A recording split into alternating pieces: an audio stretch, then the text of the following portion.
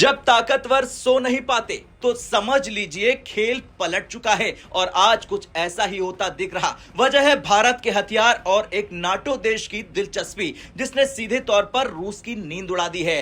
कल्पना कीजिए, सोचिए, एक छोटा सा यूरोपीय देश जो सीधे रूस की सीमा से सटा हुआ है, जो नाटो की फ्रंट लाइन पर खड़ा हुआ है और जो रूस से संभावित युद्ध की तैयारी कर रहा हो। अब वही देश अगर भारत से हथियार खरीदने में दिलचस्पी दिखा दे तो यह सिर्फ एक डिफेंस डील नहीं बल्कि वैश्विक शक्ति संतुलन बदलने वाली खबर बन जाती है। हम बात कर रहे हैं एस्टोनिया की। एस्टोनिया बाल्टिक क्षेत्र का सबसे छोटा लेकिन बेहद रणनीतिक देश है। यह सीधे रूस की सीमा से लगा है, नाटो का सक्रिय सदस्य देश है और रूस यूक्रेन युद्ध के बाद से सबसे ज्यादा सतर्क देशों में शामिल है। यानी रूस और नाटो के बीच अगर तनाव बढ़ता है तो एस्टोनिया सबसे पहले निशाने पर होगा। एस्टोनिया के रक्षा मंत्रालय के शीर्ष अधिकारी कैमो कुस्क ने साफ शब्दों में कहा, उनका देश भारत को एयर डिफेंस, आर्टिलरी और गोला बारूद के संभावित सप्लायर के रूप में देख रहा। यह बयान अपने आप में बहुत बड़ा है क्योंकि अब तक यूरोपीय देश अमेरिका, फ्रांस या जर्मनी से ही हथियार लेते हैं, लेकिन अब सबकी नजर भारत पर है। रूस यूक्रेन युद्ध से पहले एस्टोनिया का रक्षा बजट था जीडीपी का लगभग 2%, लेकिन आने वाले वर्षों में यह 5% से ज्यादा होने वाला है। इस बढ़ते हुए बजट से एस्टोनिया खरीद रहा drone, anti tank system, self propelled artillery और आधुनिक सैन्य इंफ्रास्ट्रक्चर, और इसी कड़ी में भारत एक भरोसेमंद विकल्प बनकर उभर रहा है।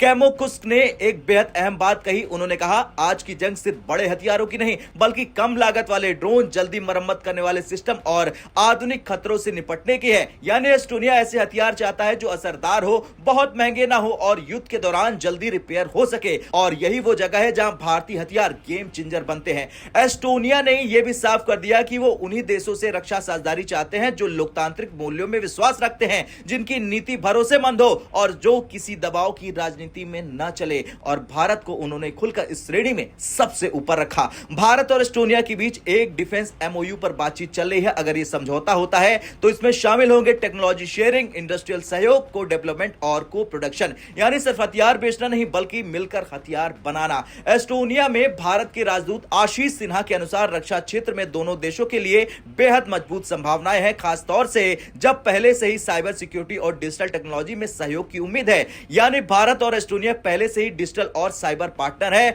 अब रक्षा सहयोग उस रिश्ते को और गहरा बना सकते हैं। 2022 के बाद एस्टोनिया की रक्षा नीति पूरी तरह से बदल चुकी है। अब हर फैसला रूस को ध्यान में रखकर लिया जा रहा, और ऐसे में अगर भारत एस्टोनिया को हथियार देता है तो यह अप्रत्यक्ष रूप से रूस के खिलाफ मजबूती मानी जाएगी। यही वजह है कि कहा जा रहा कि रूस की नींद उड़ गई। अब भारत के पास ऐसे कई सिस्टम है जो एस्टोनिया की जरूरत पर फिट बैठते हैं।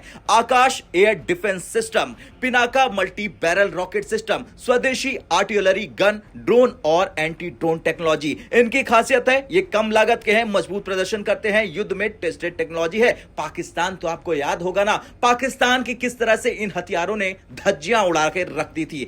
अब अगर एस्टोनिया के साथ ये साझेदारी सफल हो जाती है, भारत के लिए यूरोप में डिफेंस पार्टनर के नए दरवाजे खुल जाएंगे। दूसरे नेटो देश भी भारत की तरफ देखेंगे और भारत ग्लोबल आर्म्स सप्लायर के रूप में मजबूत होगा। लेकिन सबसे बड़ा सवाल तो यह है, क्या भारत को एक ऐसे नाटो देश को हथियार देना चाहिए जो रूस के खिलाफ तैयारी कर रहा है? क्या इससे भारत रूस के रिश्तों पर असर पड़ेगा, या भारत अब मल्टीपोलर डिफेंस पॉलिसी पर चल रहा है? खैर कुछ भी हो, लेकिन आज की खबर सिर्फ एस्टोनिया तक सीमित नहीं है। यह संकेत है भारत के हथियार अब ग्लोबल लेवल पर भरोसेमंद माने जा रहे हैं। नाटो देश भी अब भारत को गंभीरता से ले रहे हैं और विश्व की शक्ति राजनीति में भारत की भूमिका बदल चुकी है। भारत के हथियारों की मांग करने लगा है नाटो देश, और यही बात रूस को बेचैन कर रहा है।